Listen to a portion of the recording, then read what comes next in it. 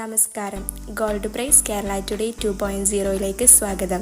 സ്വർണ്ണവിലയും സ്വർണ്ണ വിപണിയിലെ വാർത്തകളും അറിയാൻ ചാനൽ സബ്സ്ക്രൈബ് ചെയ്യാനും വീഡിയോക്ക് ഒരു ലൈക്ക് തരാനും മറക്കരുത്. സ്വർണ്ണവിലയിൽ ഇടിവ് തുടരുന്നു. പ്രതീക്ഷയോടെ ആഭരണ പ്രേമികൾ.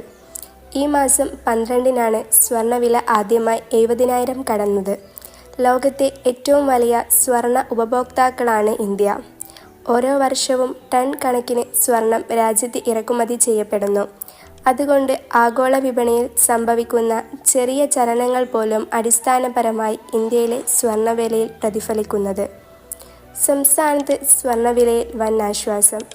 കഴിഞ്ഞ 4 ദിവസമായി ഒരേ വിലയിൽ തുടർന്നിരുന്ന വിപണിയിൽ ഇന്ന് 520 രൂപയുടെ കുറവാണ് ഉണ്ടായത്.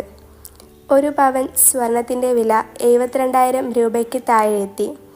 71,520 രൂപയാണ് ഒരു പവൻ സ്വർണത്തിന് ഇന്ന് നൽകേണ്ടത്. 1 ഗ്രാമിന് 65 രൂപയുടെ കുറവാണ് ഇന്ന് രേഖപ്പെടുത്തിയത്.